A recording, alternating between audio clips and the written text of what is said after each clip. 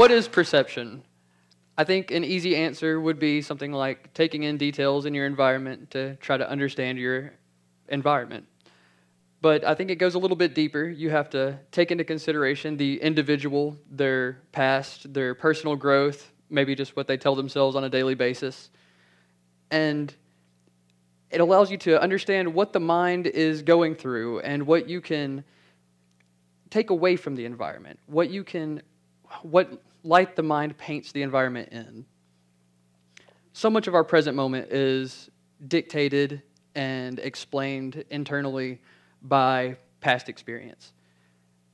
When I started in Tai Chi, it was about 10 years ago, and shortly afterwards I was diagnosed with sciatica, or neuritis, and the nerve that runs through my left leg had become damaged and inflamed. It started in my left foot, ran all the way up into my back, and I was partially paralyzed. I walked around trying to work it out, never helped at all. It was about 6 months of just self-doubt and limping. Well, I was going to doctors and chiropractors, and all of them would tell me the same thing, that they didn't know why or how to fix it, but that I probably wouldn't walk right again. After these 6 months of just pain and suffering, I was going to this chiropractor, and he told me, do not stop doing Tai Chi. I don't know why I listened, but I picked the art back up. There was a lot of pain. There was a lot of self-doubt. There was a lot of this word never in my head. I couldn't walk, so I didn't think I would be picking back up a martial art of all things. But I did, and after about a month, I started getting the movement back in my leg, and my condition just steadily improved from there. And then about 4 years ago, I had Poi discover me. I just was fascinated by the way they moved, the flow to it. There's this kinship there, I guess. I was watching this one spinner, and of course, you know, they're doing fire on chains, and I started with tennis balls on dog leashes, and that's a rough start. So I was just so fascinated and bewildered when I would watch them do this stuff. But when this one spinner was spinning, I noticed that his moves were just Tai Chi. I don't know how I didn't notice before. I'd seen them do it countless times. But this one spinner just spoke to me, something about the way he moved. And I started thinking, getting back into it, and reapplying the Chi into the art.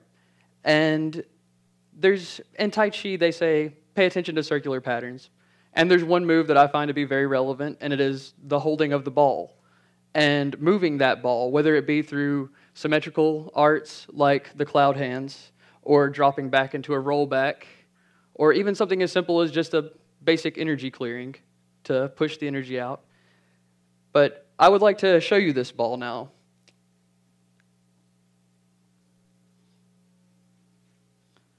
This is the essence of my ball.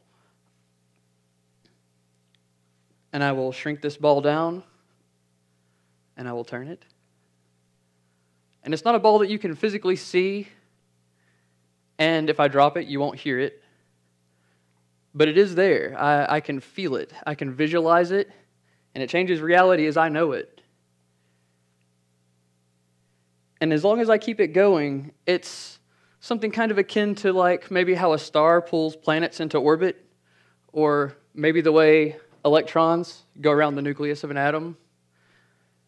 And I can hold this ball, or I can drop this ball, or I can become this ball,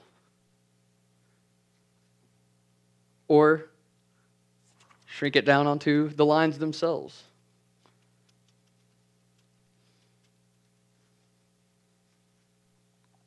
Or just a simple clearing. And the cloud hands.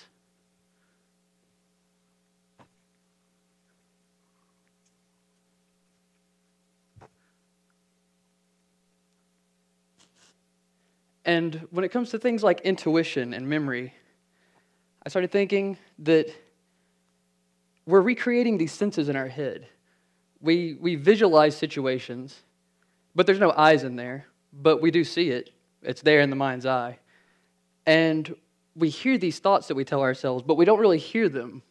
We don't have ears in there, but we listen as best we can. And it made me wonder how often these internal recreated senses are constantly dictating what's going on in our lives. We're kind of letting them run rampant. How often have you had a smell take you away to a place that isn't manifest right here, a different time maybe? How often have you not been able to shake a vision that you saw, or maybe just can't turn off your own internal dialogue? There's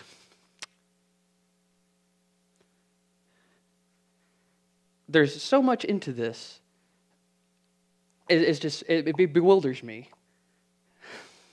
And I want everyone to see this uncritiqued world. How often have we stopped worrying and tried to make a ball of our own energy and use it to heal ourselves?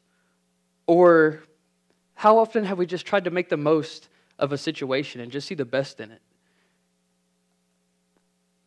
If we could just pay attention to that uncritiqued world. And it's a long journey. It takes a lot of practice, like everything does. But we need to shake off these self-imposed limitations. And I invite you all to throw out this word never that holds you back. Thank you.